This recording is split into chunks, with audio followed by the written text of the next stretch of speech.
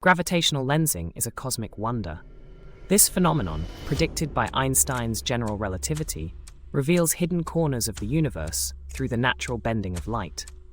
When light from a distant galaxy passes a massive object, such as a galaxy cluster, it bends and magnifies, acting as a natural telescope. This effect allows astronomers to observe galaxies billions of light years away, studying their formation and supermassive black holes. A famous example is the Einstein cross, where 4 images of a distant quasar appear around a galaxy due to gravitational lensing. Through this lensing, the universe reveals its secrets, offering insights into its expansion and missing matter.